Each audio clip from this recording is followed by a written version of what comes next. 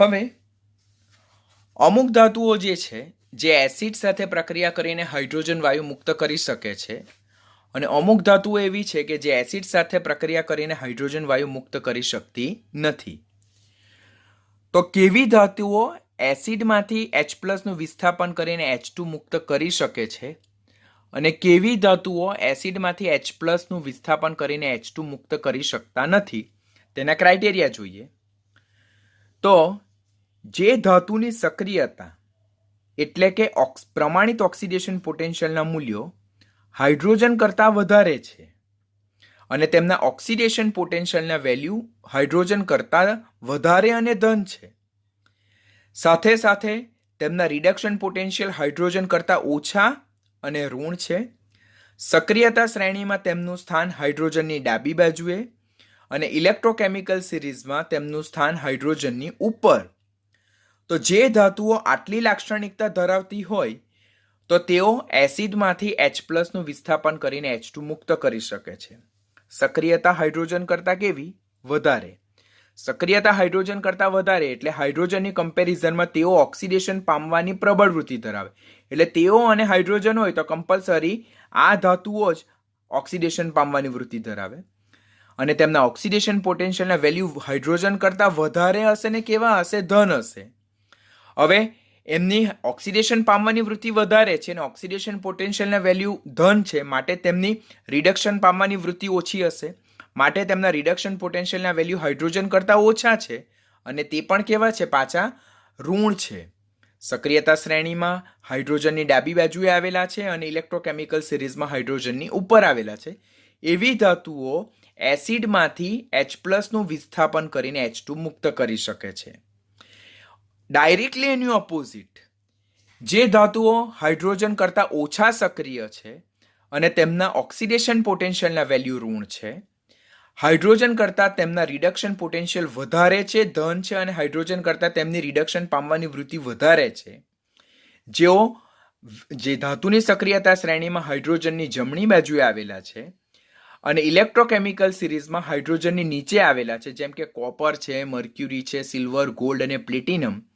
તો આ જે બધી ધાતુઓ જે છે, તો આ પ્રકારની ધાતુઓ જે છે તો તે એસિડમાંથી H+ નું વિસ્થાપન કરીને H2 મુક્ત કરી શકતા નથી. શા માટે? કારણ કે તેમની અને હાઇડ્રોજનમાં સક્રિયતા હાઇડ્રોજનની વધારે, એટલે તેઓ જ્યારે હાઇડ્રોજન સાથે હોય ત્યારે એ લોકો કમ્પલસરી રિડક્શન પામવાની વૃત્તિ ધરાવે અને હાઇડ્રોજન કમ્પલસરી ઓક્સિડેશન પામવાની વૃત્તિ ધરાવે.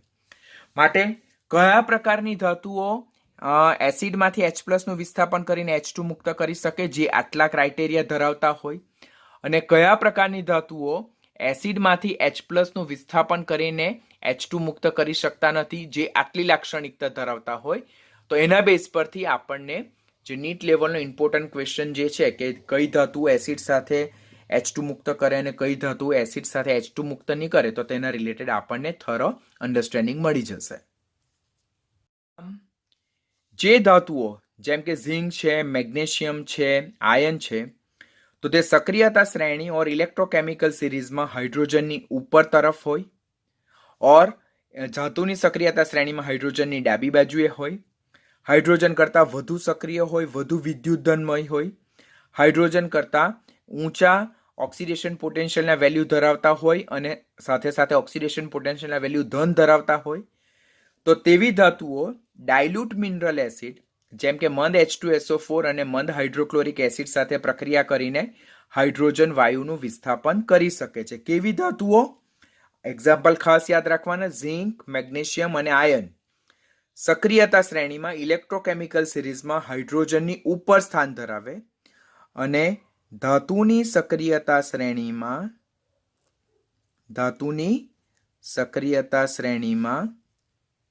હાઇડ્રોજનની ડાબી બાજુએ સ્થાન ધરાવે,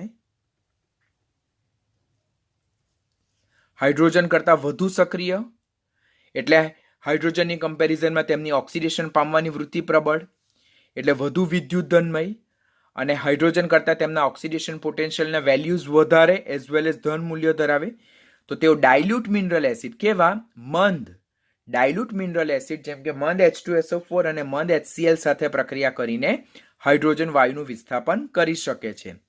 જેમ કે ઉદાહરણ જોઈએ આપણે તો ઝિંકની જ્યારે મંદ સલ્ફ્યુરિક એસિડ સાથે પ્રક્રિયા થાય ત્યારે ઝિંક સલ્ફેટ અને હાઇડ્રોજન વાયુ મુક્ત થાય, કારણ કે અહીંયા ઓક્સિડેશન પોટેન્શિયલ ઓર સક્રિયતા કોની વધારે છે? ઝિંકની હાઇડ્રોજન કરતાં વધારે છે. માટે ઝિંક અને H+ ની કમ્પેરિઝનમાં ઝિંક ઓક્સિડેશન પામશે Zn+2 માં અને હાઇડ્રોજન H+ માંથી H2 સ્વરૂપે શું પામશે? રિડક્શન પામશે, જેને આપણે આ રીતે પણ દર્શાવી શકીએ.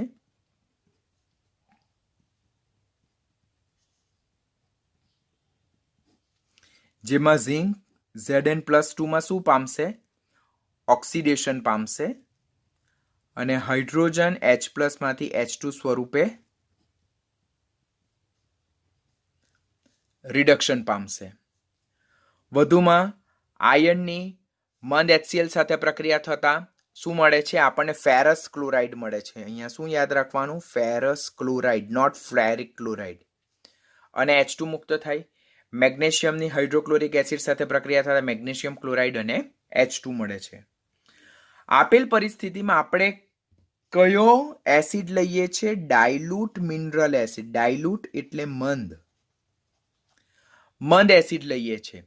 સાંદ્ર એસિડ લેતા નથી. તેનું રીઝન શું છે? તો અહીં સાંદ્ર H2SO4 વપરાતો નથી. એનું એકમાત્ર કારણ શું છે કે જ્યારે ધાતુની સાંદ્ર H2SO4 સાથે પ્રક્રિયા કરવામાં આવે ત્યારે હાઇડ્રોજનની જગ્યાએ કયો વાયુ ઉત્પન્ન થાય છે? SO2. આપણે તો બનાવટ કોની કરીએ? ડાયહાઇડ્રોજનની બનાવટ કરીએ. અને એના માટે જો આપણે મંદ H2SO4 ની જગ્યાએ કોનો ઉપયોગ કરીએ? સાંદ્ર H2SO4 નો ઉપયોગ કરીએ. તો જો ધાતુની સાંદ્ર H2SO4 સાથે પ્રક્રિયા કરવામાં આવે તો હાઇડ્રોજન બનવાની જગ્યાએ કોણ બની જાય?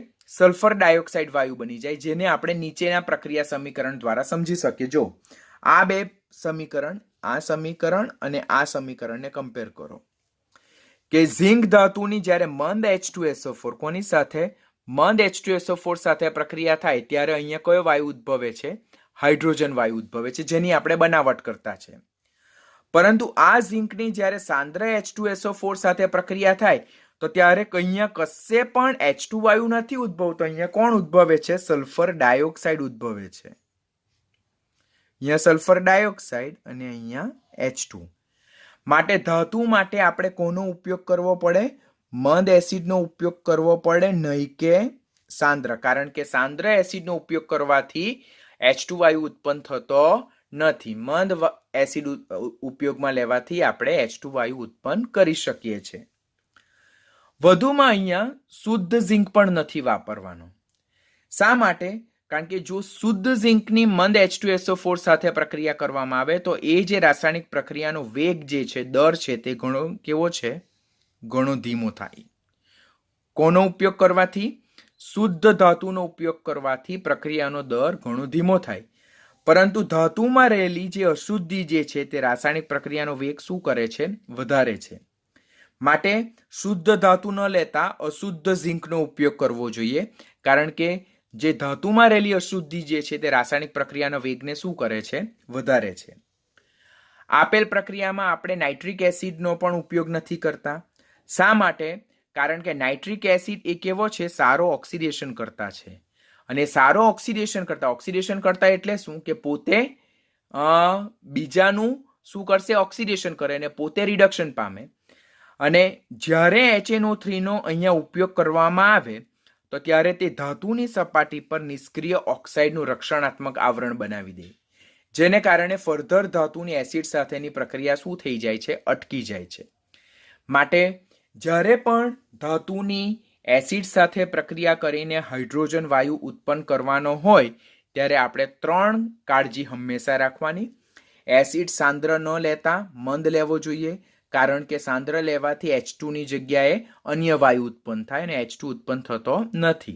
જે આપણે H2SO4 ના ઉદાહરણમાં જોયું કે સાંદ્ર H2SO4 લેતા H2 ની જગ્યાએ SO2 વાયુ ઉદ્ભવે. બીજું, ધાતુ જે લઈએ તે અશુદ્ધ સ્વરૂપમાં લેવાનું, કારણ કે શુદ્ધ ધાતુ ઉપયોગમાં લેવાથી જે રાસાયણિક પ્રક્રિયા છે તેનો દર ધીમો થઈ જાય. હાજર રહેલી અશુદ્ધિ રાસાયણિક પ્રક્રિયાનો વેગ વધારે છે. ખાસ કરીને ઝિંકના કિસ્સામાં એપ્લાય કરી શકાય.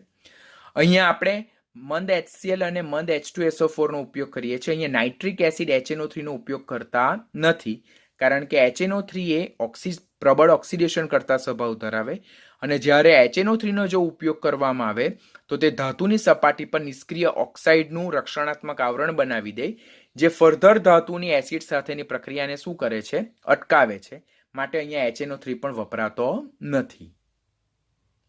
તો કયા પ્રકારની ધાતુઓ એસિડમાંથી H+ નું વિસ્થાપન કરીને H2 મુક્ત નહીં કરે? તો કોપર છે, સિલ્વર છે, ત્યાર પછી મર્ક્યુરી છે, ગોલ્ડ છે, પ્લેટિનમ છે. જે ઇલેક્ટ્રોકેમિકલ સિરીઝમાં હાઇડ્રોજનની નીચે સ્થાન ધરાવે, હાઇડ્રોજન કરતા ઓછા સક્રિય છે, ઓછા વિદ્યુત ધનમય છે. તો સક્રિયતા શ્રેણીમાં હાઇડ્રોજનની કઈ બાજુએ છે? ડાબી બાજુએ કે જમણી બાજુએ? જમણી બાજુએ. સક્રિયતા શ્રેણીમાં હાઇડ્રોજનની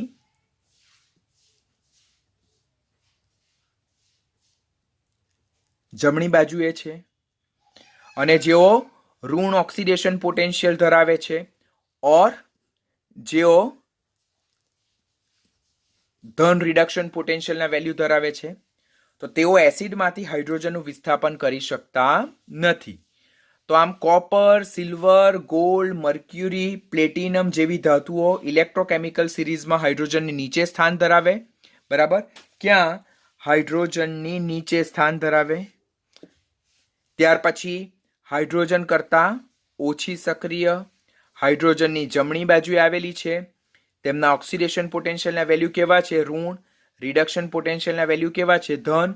તો તેઓ એસિડમાંથી H2 નું વિસ્થાપન કરી શકતા નથી. This is also important question. હવે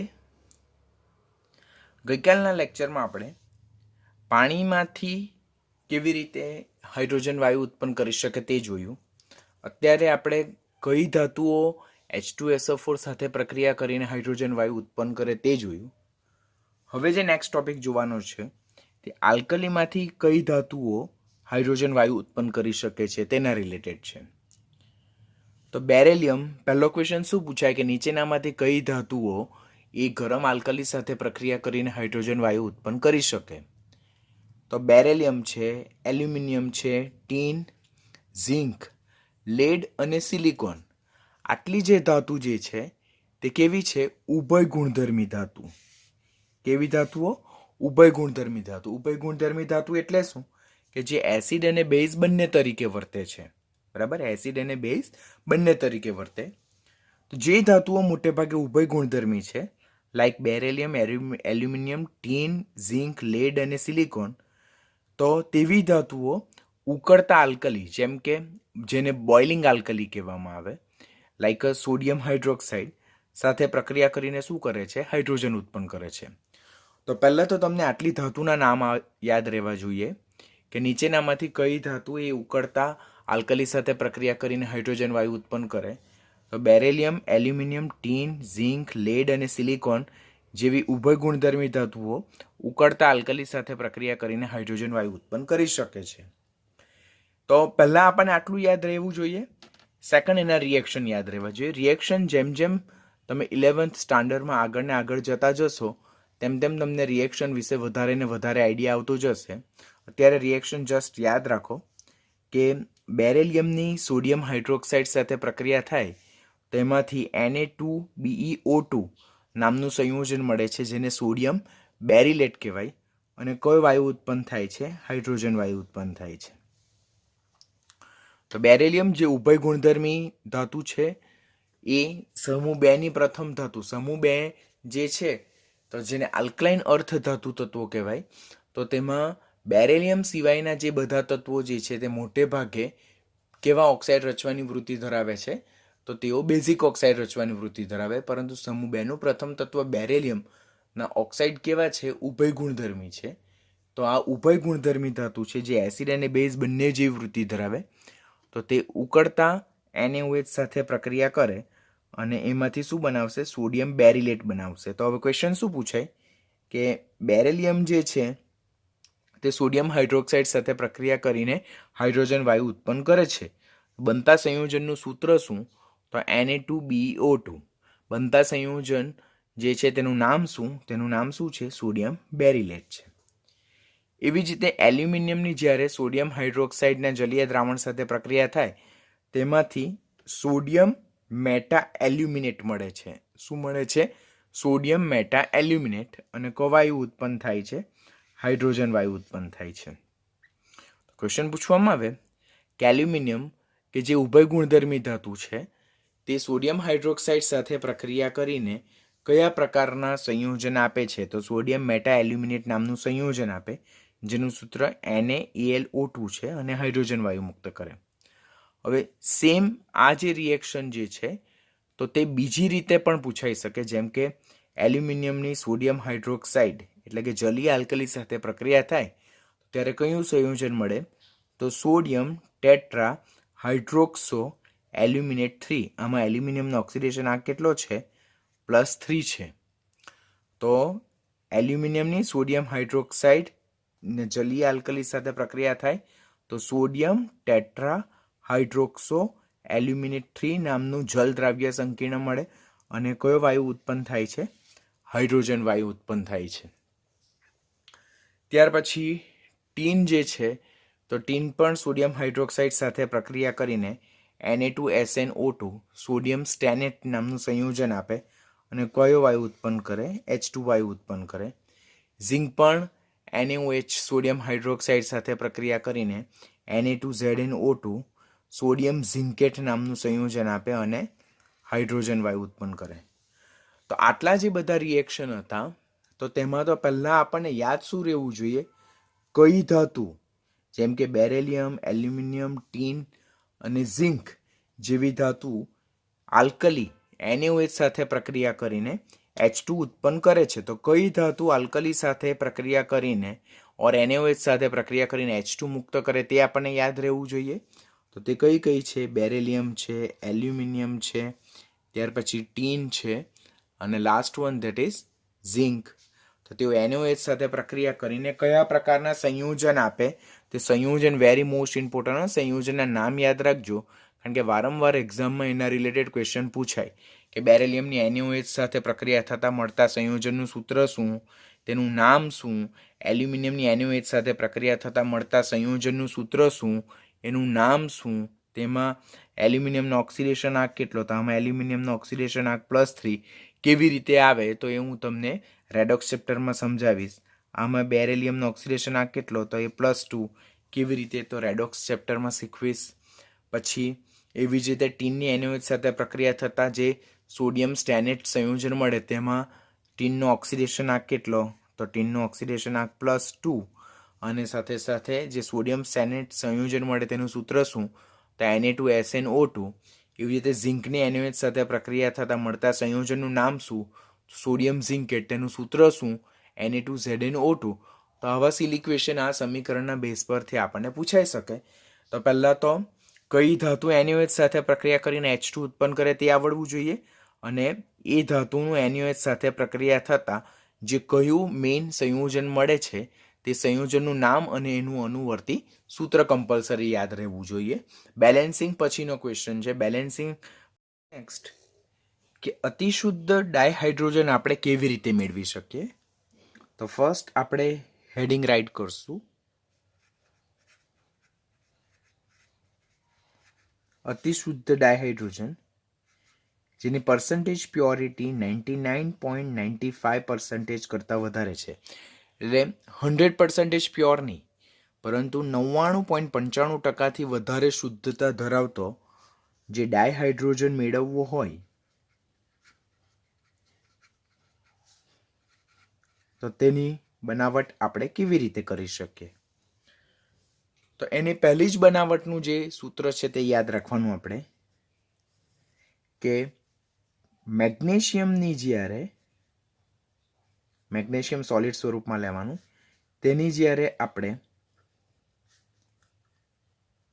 મંદ અને શુદ્ધ સલ્ફ્યુરિક એસિડ સાથે પ્રક્રિયા કરીએ, કોની? મેગ્નેશિયમની જ્યારે મંદ અને શુદ્ધ સલ્ફ્યુરિક એસિડ H2SO4 સાથે પ્રક્રિયા કરીએ ત્યારે એમાંથી આપણને મેગ્નેશિયમ સલ્ફેટ મળે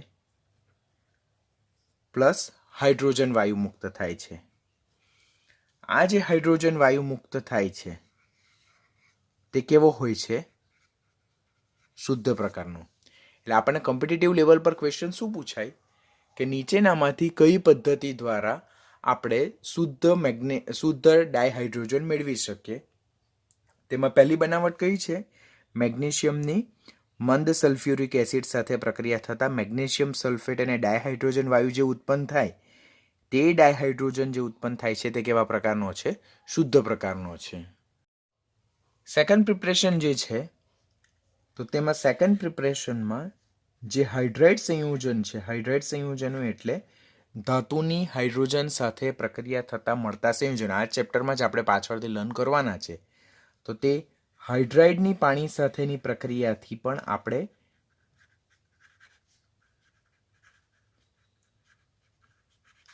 અતિ શુદ્ધ ડાયહાઇડ્રોજન મેળવી શકીએ છીએ. ઉદાહરણ જોઈએ તો આને કહેવાય સોડિયમ હાઇડ્રાઇડ. આ સોડિયમ હાઇડ્રાઇડની જ્યારે પાણી સાથે પ્રક્રિયા થાય તો એમાંથી આપણને સોડિયમ હાઇડ્રોક્સાઇડ મળે પ્લસ H2 વાયુ મુક્ત થાય. એવી જ રીતે કેલ્શિયમ હાઇડ્રાઇડ જે છે તેની પાણી સાથે પ્રક્રિયા કરવામાં આવે તો એમાંથી આપણને કેલ્શિયમ હાઇડ્રોક્સાઇડ પ્રાપ્ત થાય અને H2 વાયુ પ્રાપ્ત થાય. તો આ જે બે પ્રક્રિયા દ્વારા જે H2 પ્રાપ્ત થાય છે તે કેવા પ્રકારનો છે? શુદ્ધ પ્રકારનો. તો આમ સેકન્ડ પ્રક્રિયા શું છે કે હાઇડ્રાઇડની જ્યારે પાણી સાથેની પ્રક્રિયા થાય, આ હાઇડ્રાઇડ છે તેની પાણી સાથેની પ્રક્રિયા થતાં આપણને શુદ્ધ હાઇડ્રોજન મળી શકે છે. પછી થર્ડ પ્રિપરેશન જે છે તો તે થર્ડ પ્રિપરેશનમાં બેરિયમ હાઇડ્રોક્સાઇડ, નોટ બેરેલિયમ, આ બેરિયમ હાઇડ્રોક્સાઇડનું હુંફાળું દ્રાવણ, બેરિયમ હાઇડ્રોક્સાઇડનું હુંફાળું દ્રાવણ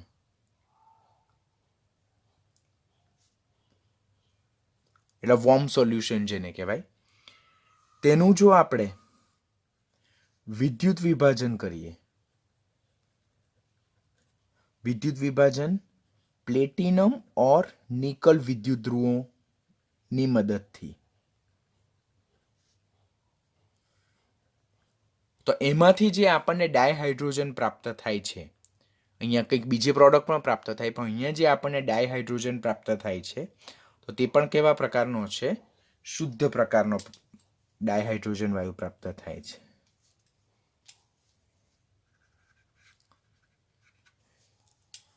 તો બેરિયમ હાઇડ્રોક્સાઇડ ના હુંફાળું દ્રાવણનું વિદ્યુત વિભાજન પ્લેટિનમ ઓર નિકલ વિદ્યુત ધ્રુવો વડે કરવામાં આવે તો એનાથી મળતો ડાયહાઇડ્રોજન વાયુ પણ કેવો હોય છે?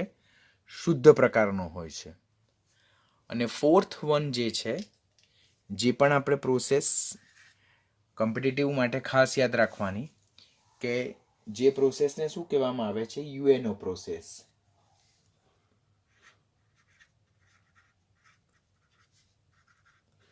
યુએનઓઝ મેથડ. યુએનઓઝ મેથડ જે છે તો તે ખાસ કરીને મિલિટરી હેતુ માટે જ્યારે ડાયહાઇડ્રોજન વાયુ બનાવવાનો હોય તો તેમાં આ પદ્ધતિનો ખાસ ઉપયોગ થાય, જેમાં એલ્યુમિનિયમની પોટેશિયમ હાઇડ્રોક્સાઇડના જલીય દ્રાવણ સાથે પ્રક્રિયા કરવામાં આવે તેમાંથી પોટેશિયમ એલ્યુમિનેટ સંયોજન મળે છે. એનું નામ શું છે? Potassium aluminate.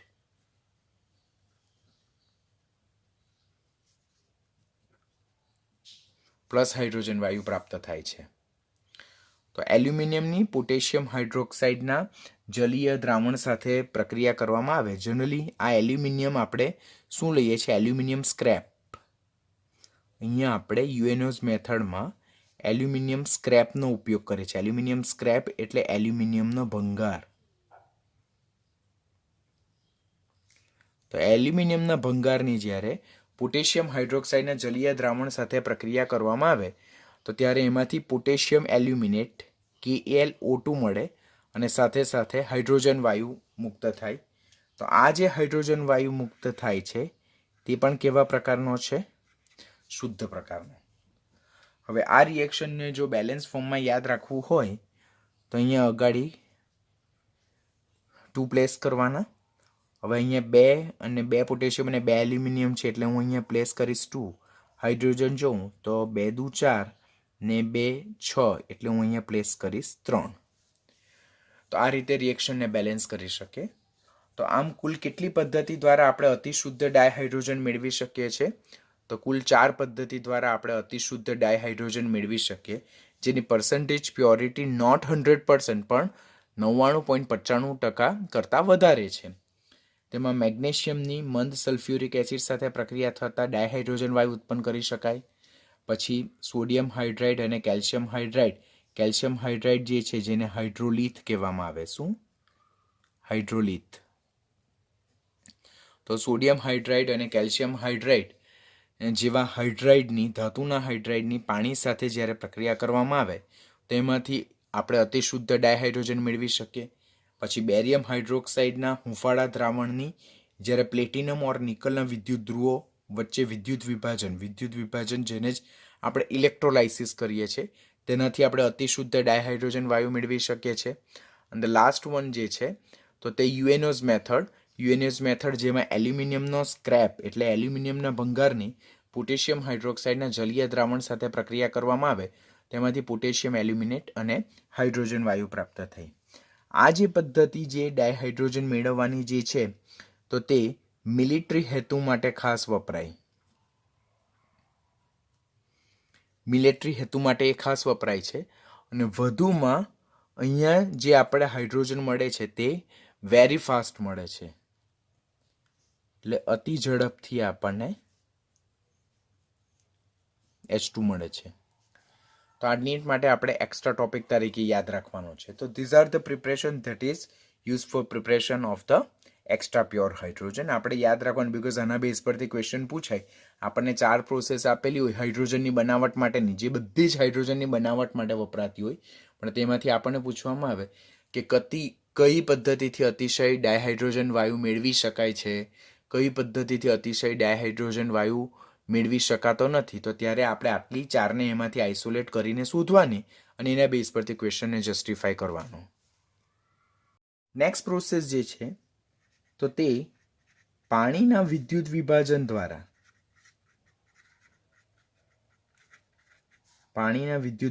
દ્વારા એટલે જેને કહેવાય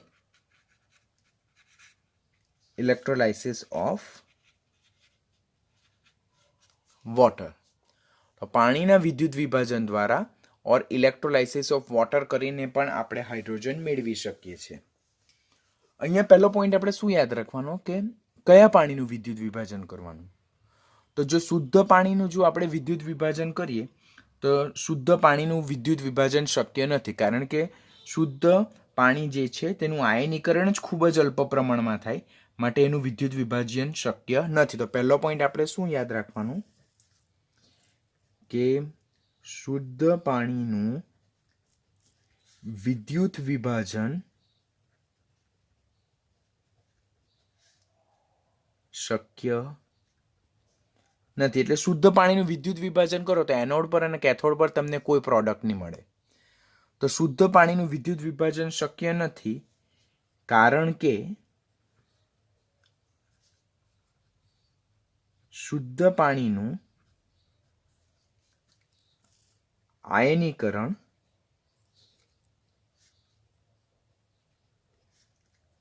ખૂબ અલ્પ પ્રમાણમાં થાય છે.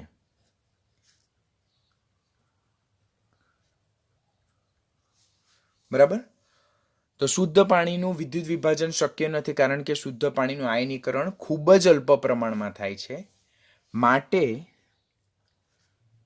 શુદ્ધ પાણીમાં આપણે અલ્પ માત્રામાં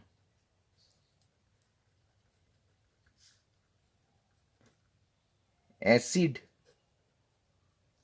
ઓર આલ્કલી એટલે કોણ? બેઝ ના થોડા ટીપા ઉમેરવામાં આવે અને ત્યારબાદ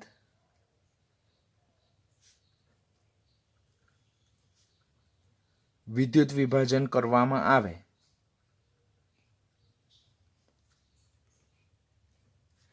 તો પાણીનું વિદ્યુત વિભાજન શક્ય બને છે અને એનોડ પર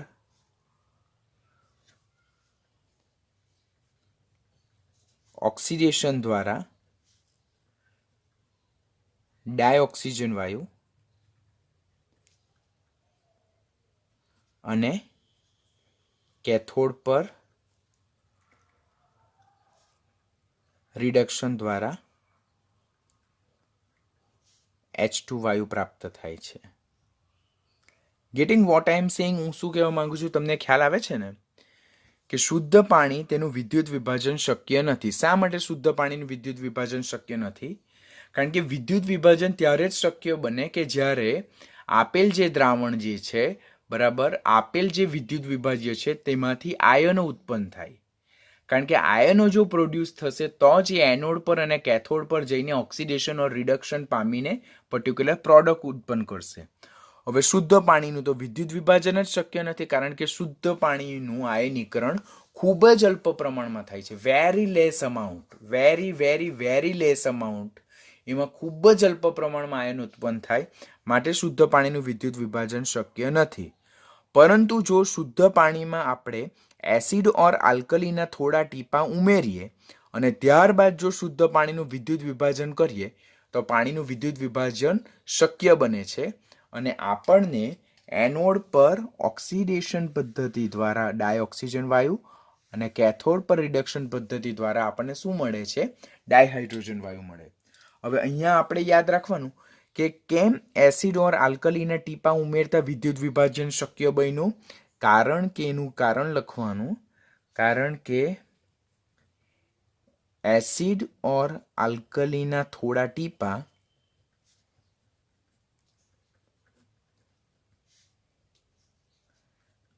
પાણીની વિદ્યુત વહન ક્ષમતા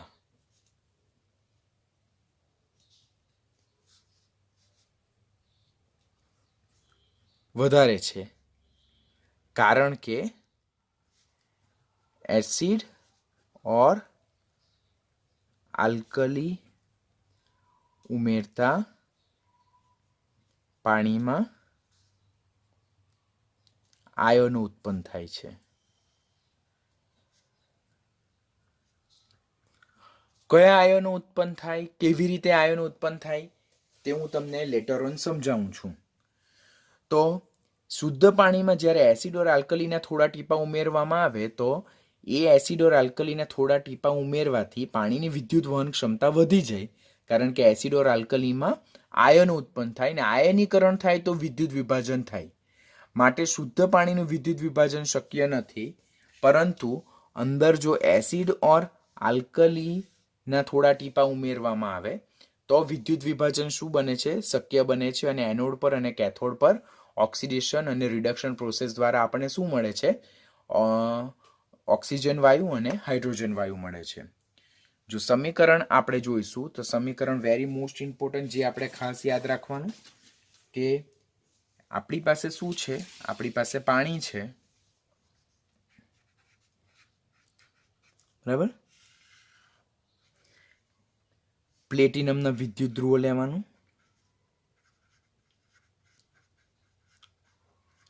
પ્લેટિનમના વિદ્યુત ધ્રુવો વડે વિદ્યુત વિભાજન આપણે કરીએ છીએ. વિદ્યુત વિભાજન કરીએ અંદર એસિડ ઓર આલ્કલીના થોડા ટીપા ઉમેરીને,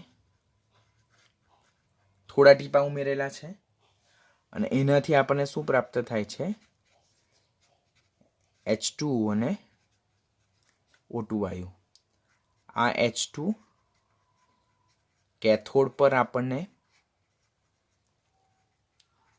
રિડક્શન દ્વારા પ્રાપ્ત થાય અને આ ઓક્સિજન આપણને એનોડ પર ઓક્સિડેશન દ્વારા પ્રાપ્ત થાય. આમ પાણીનું જ્યારે પ્લેટિનમના વિદ્યુત ધ્રુવો વચ્ચે વિદ્યુત વિભાજન કરવામાં આવે એસિડ ઓર આલ્કલીના થોડા ટીપા ઉમેરીને તો કેથોડ પર રિડક્શન દ્વારા આપણને ડાયહાઇડ્રોજન વાયુ અને એનોડ પર ઓક્સિડેશન દ્વારા આપણને ડાયઓક્સિજન વાયુ પ્રાપ્ત થાય. હવે અહીંયા ઓક્સિજનના 2 પરમાણુ છે, માટે રિએક્શનને બેલેન્સ કરવા માટે મારે અહીંયા 2 પ્લેસ કરવું પડે. તો અહીંયા 2 દુ 4, તો મારે અહીંયા 2 પ્લેસ કરવું પડે. તો આ આપણું સમીકરણ છે. હવે આ પદ્ધતિ જે છે તો તેમાં એનોડ પર અને કેથોડ પર હાઇડ્રોજન અને ઓક્સિજન વાયુ કેવી રીતે પ્રાપ્ત થાય, તો તેનું મિકેનિઝમ જો જોઈએ આપણે, તો પાણીમાં જ્યારે આપણે એસિડ ઓર આલ્કલીના ટીપા ઉમેરીએ છીએ તો ત્યારે એનું શું થાય છે, એનું આયનીકરણ થાય અને એમાંથી H+ અને OH- આયનો ઉત્પન્ન થાય છે એક્વિયસ સ્ટેટમાં. પાણીમાં આપણે એસિડ ઓર આલ્કલીના ટીપા ઉમેરીએ, કોના? એસિડ ઓર આલ્કલીના ટીપા. અહીંયા આપણે શું એડ કરીએ છીએ? એસિડ ઓર આલ્કલીના ટીપા ઉમેરીએ છીએ. તો પાણીનું આયનીકરણ થઈને શું ઉત્પન્ન થાય છે? H+ અને OH-. જો આ શુદ્ધ સ્થિતિમાં હતું તો આ નહીં થતું હતું, પરંતુ એસિડ ઓર આલ્કલી ઉમેર્યું તો આ H+ અને OH- જનરેટ થયા. કેવી રીતે? તો જો હું H2SO4 ઉમેરું,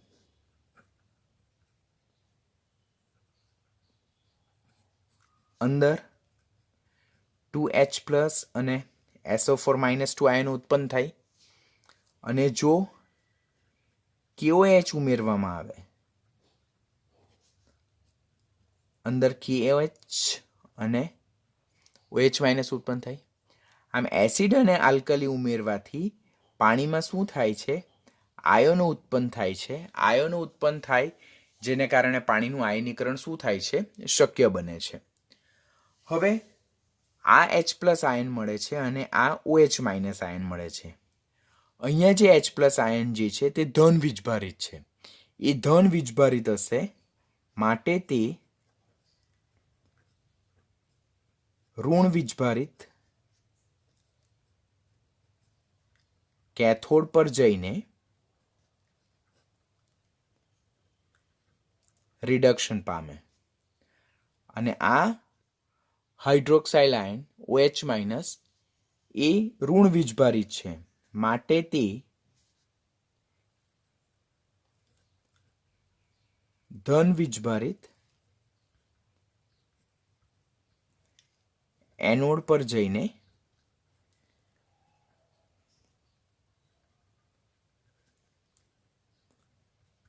ઓક્સિડેશન પામે. ગેટિંગ? પાણીનું આપણે એસિડ ઓર આલ્કલી ઉમેરીને વિદ્યુત વિભાજન કરીએ તો પહેલા અંદરથી H+ અને OH- આયન ઉત્પન્ન થાય. હવે આ H+ કેવા છે? પોઝિટિવ છે. જો તેઓ ધન વીજભારિત છે. એ ધન વીજભારિત હોવાથી તેઓ ઋણ વીજભારિત કેથોડ કેવા હોય? ઋણ વીજભારિત હોય. તો તેઓ ઋણ વીજભારિત કેથોડ તરફ જઈને રિડક્શન પામે, અને આ OH- એ ઋણ વીજભારિત છે, માટે એ ધન વીજભારિત એનોડ પર જઈને શું પામશે?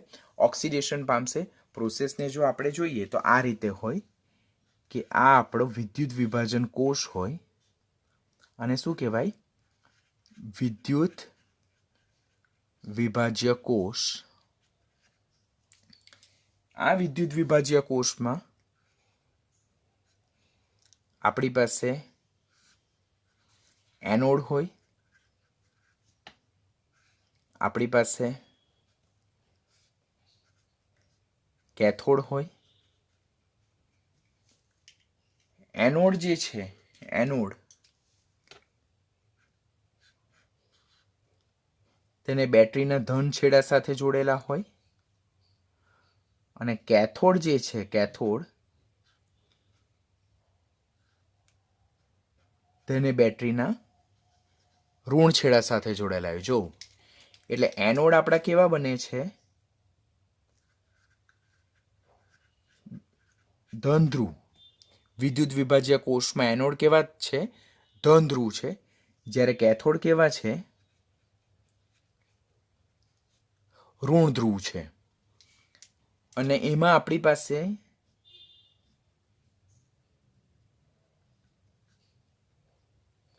પાણી છે પ્લસ એસિડ ઓર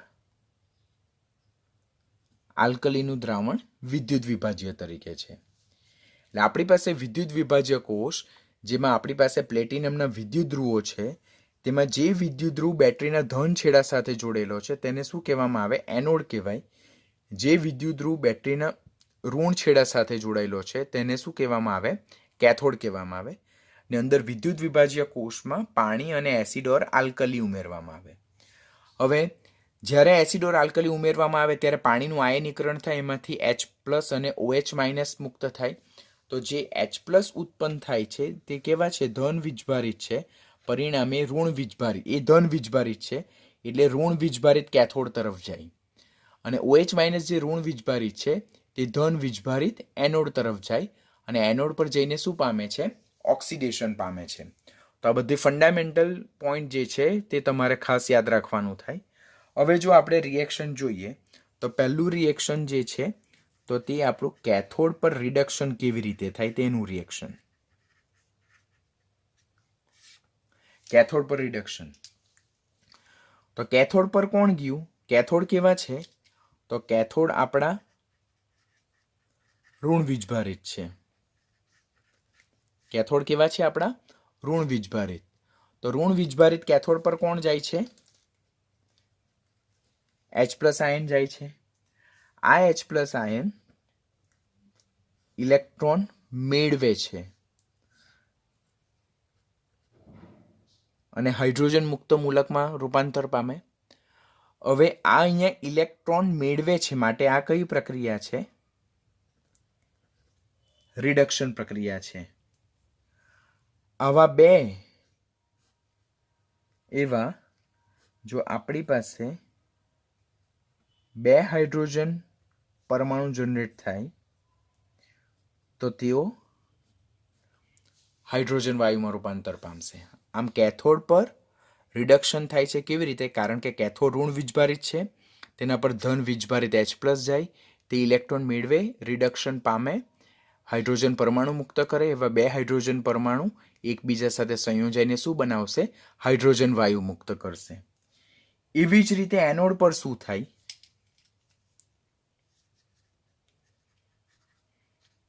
એવી જ રીતે એનોડ પર ઓક્સિડેશન થાય. એનોડ કેવા છે? ધન વીજભારિત છે. એનોડ કેવા છે? આપણા ધન વીજભારિત છે. તો એનોડ ધન વીજભારિત છે એટલે એના પર કયો આયન જાય છે? OH- આયન જાય. તેમાંથી એ OH માં કન્વર્ટ થાય અને ઇલેક્ટ્રોન મુક્ત કરે. હવે ઇલેક્ટ્રોન મુક્ત કરે છે માટે કઈ પ્રક્રિયા છે? ઓક્સિડેશન પ્રક્રિયા છે. આવા OH માંથી આપણને શું થાય છે?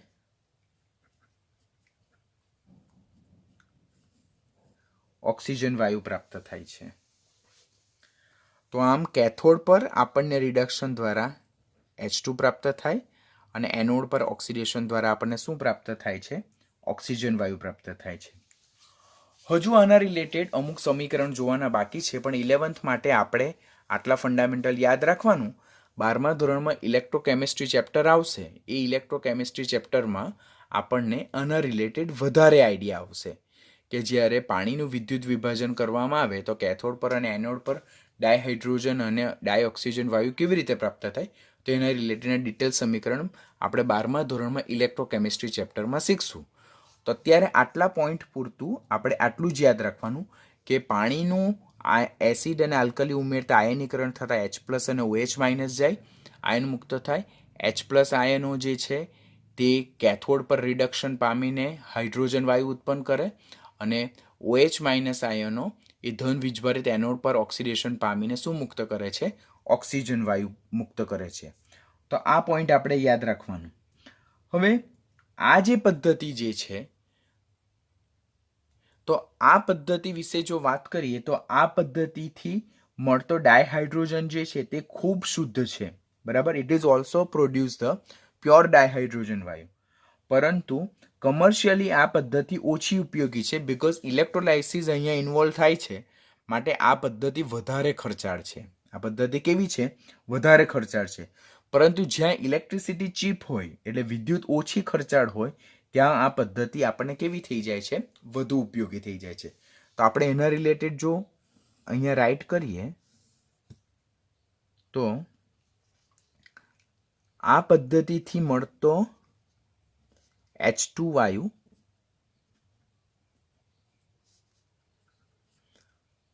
શુદ્ધ હોવા છતાં પણ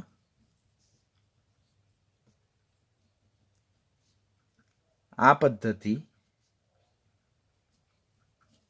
ઓછી ઉપયોગી છે, કારણ કે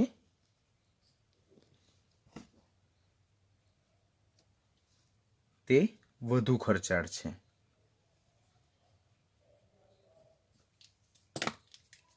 પરંતુ જ્યાં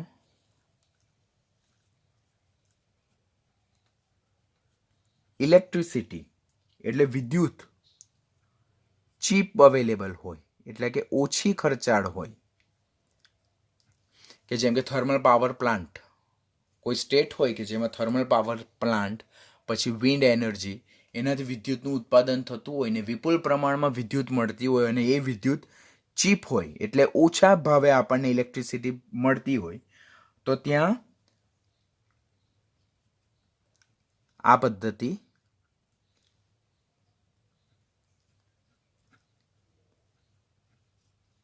વધુ ઉપયોગી થશે. આમ પાણીના વિદ્યુત વિભાજન દ્વારા બી મળતો ડાયહાઇડ્રોજન કેવો છે? એ શુદ્ધ છે, પરંતુ શા માટે it is not widely use? Because આમાં ઇલેક્ટ્રોલાઇસિસ કન્સેપ્ટ ઇન્વોલ્વ થતો છે. ઇલેક્ટ્રોલાઇસિસ કન્સેપ્ટ જે છે તે એક્સપેન્સિવ છે, કારણ કે ઇલેક્ટ્રોલાઇસિસ ક્યારે થાય? જ્યારે ઇલેક્ટ્રિસિટી આપણે પ્રોવાઈડ કરીએ ત્યારે. માટે it is not widely use, કારણ કે ઇલેક્ટ્રિસિટી ખર્ચાળ હોય તો આ પદ્ધતિ મોસ્ટ એક્સપેન્સિવ બની જાય. પરંતુ એવા એરિયા, એવા દેશ, એવા સ્ટેટ કે જ્યાં ઓછા ભાવમાં ઇલેક્ટ્રિસિટી મળતી હોય, બરાબર, તો ત્યાં આ પદ્ધતિનો બહોળા પ્રમાણમાં ઉપયોગ કરવો જોઈએ. બિકોઝ એનાથી પાણી તો આપણને ફ્રી ઓફ કોસ્ટ જ મળતું હોય અને એનાથી આપણને H2 જે મળે તે કેવા પ્રકારનો હોય? શુદ્ધ પ્રકારનો. તો this is the preparation of dihydrogen gas from the electrolysis of water. વધુમાં આપણે જ્યારે પાણીના વિદ્યુત વિભાજન દ્વારા આપણે હાઇડ્રોજન વાયુ ઉત્પન્ન કરીએ તો એ હાઇડ્રોજન વાયુ ભીનો હોય, તો એ હાઇડ્રોજન વાયુને શુષ્ક બનાવવા માટે, ડ્રાય બનાવવા માટે આપણે સાંદ્ર H2SO4 નો ઉપયોગ કરી શકતા નથી. નો ડાઉટ સાંદ્ર H2SO4 એ બેસ્ટ ડિહાઇડ્રેટિંગ એજન્ટ છે, શ્રેષ્ઠ નિર્જલીકરણ કરતા છે. ડિહાઇડ્રેટિંગ એજન્ટ ઓર નિર્જલીકરણ કરતા એટલે શું? કે જે પાણીને શું કરે? દૂર કરી નાખે અને પદાર્થને કેવો બનાવે? ડ્રાય બનાવે, એટલે કે શુષ્ક બનાવે. એટલે સાંદ્ર H2SO4 which is best dehydrating agent, શ્રેષ્ઠ નિર્જલીકરણ કરતા છે, તો પણ તે ભીના H2 ને શુષ્ક કરવા માટે વાપરી શકાતો નથી. એનું એકમાત્ર કારણ શું છે? કે જ્યારે ભીના હાઇડ્રોજનને આપણે શુષ્ક બનાવવા માટે સાંદ્ર H2SO4 નો ઉપયોગ કરીએ તો ત્યારે સાંદ્ર H2SO4 એ ભીના હાઇડ્રોજનમાંથી H2O નું એબ્ઝોર્પ્શન કરે ત્યારે એ શું કરે છે? વિપુલ પ્રમાણમાં ઉષ્મા મુક્ત કરે છે. અને એ જે વિપુલ પ્રમાણમાં ઉષ્મા જે મુક્ત થાય છે તેને કારણે જે દહનશીલ કમ્બસ્ટિબલ હાઇડ્રોજન વાયુ જે છે તે શું થાય છે? સળગી ઉઠે છે. આપણો પર્પઝ શું છે? આપણે જે ભીનો હાઇડ્રોજન વાયુ છે તેને શુષ્ક બનાવવો છે, ડ્રાય બનાવવાનો છે. એના માટે આપણે કોનો ઉપયોગ કરીએ? કોન્સન્ટ્રેટેડ સલ્ફ્યુરિક એસિડ, કે which is best dehydrating agent. એ સારામાં સારો નિર્જલીકરણ કરતા છે, જે પાણીને ઇવોપરેટ કરે અને પદાર્થમાંથી પાણીને દૂર કરે અને એને ડ્રાય બનાવે. પરંતુ શુષ્ક હાઇડ્રોજન મેળવવા માટે આપણે ડિહાઇડ્રેટિંગ એજન્ટ તરીકે સાંદ્ર H2SO4 નો ઉપયોગ નહીં કરી શકીએ, કારણ કે સાંદ્ર H2SO4 ભીના H2 માંથી જ્યારે H2O નું એબ્ઝોર્પ્શન કરે ત્યારે વિપુલ પ્રમાણમાં એ શું કરે છે? ઉષ્મા મુક્ત કરે, અને છૂટી પડતી ઉષ્મા જે છે તેને કારણે દહનશીલ એવો હાઇડ્રોજન વાયુ તરત જ શું થાય છે? સળગી ઉઠે છે. માટે એનાથી એક્સિડન્ટ થવાના ચાન્સીસ હોય. તો એ એક્સિડન્ટને આપણે પ્રિવેન્ટ કરવા માટે જે ભીનો હાઇડ્રોજન છે તેને શુષ્ક કરવા માટે આપણે સાંદ્ર સલ્ફ્યુરિક એસિડનો ઉપયોગ કરી શકતા નથી. નીટ માટેનું આપણે આ રીઝન યાદ રાખવાનું. તો આની સાથે આપણું જે પાણીના વિદ્યુત વિભાજન દ્વારા આપણે ડાયહાઇડ્રોજનની કેવી રીતે બનાવટ કરી શકીએ તે અહીંયા શું કરીએ છીએ? ઓવર કરીએ છીએ.